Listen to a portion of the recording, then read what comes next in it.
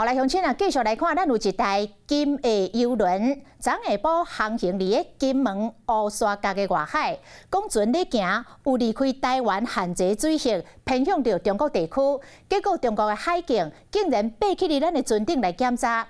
当时，这个海巡署是紧急派出着顺风艇护航这个游轮登来码头。啊，船顶的导游讲，第一届拄到这种的状况。加在中国的海警敢若入去船长室来查验着航行的计划，这规台船的旅客拢平安返来，但是旅客已经是行到两卡。海巡署出动海上顺风艇去乌沙角外海，虽然金门地区大忙，不过护航行动未当前，因为昨下晡金门的金A游轮和中国海警硬登船检查。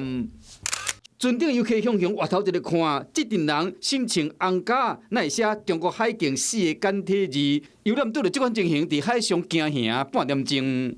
这感觉怎么样？很恐怖，很恐怖，很紧张，有点紧张。有没有觉得？游客拢着惊，加在双方无发生任何冲突，游轮嘛伫海巡的介护下平安返来。他说大家上来检查。他说就上船长室去检查，事实上跟我们游客是没有直接冲突，停30分钟是真的太久，让客人都觉得停滞太久了啦。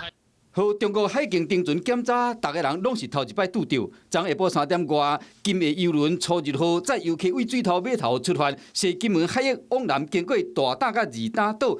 再过往北，因为乌沙角海域较浅，航行中离开咱国限制水域，偏向中国地区。4点47分。伫沙北平2.8海里的所在，和中国的海警爬起咧船顶检查。海巡署台面的海上顺风艇发现，主动联络游艇的船长，并且派海巡艇去护航。中国海警伫5点19分离开。海巡船伫5点33分到位。希望呢，两岸之间呢，应该有理性对等，而且呢互相合作的方式来维护我们金厦海域的这些安全。两岸应该要和平相处的，而且会和平相处。早起水头码头的人客无偌济，金的游轮并无开，大部分的民众拢是要坐小三通的船。金门人拢希望局面莫失控。中国海警登船检查，嘛和金门厦门之间的气氛加正紧张。Hello， 我是林仙怡。想要抢先掌握最及时的新闻资讯吗？赶快订阅、按赞、开启小铃铛，锁定华视新闻 YouTube 频道。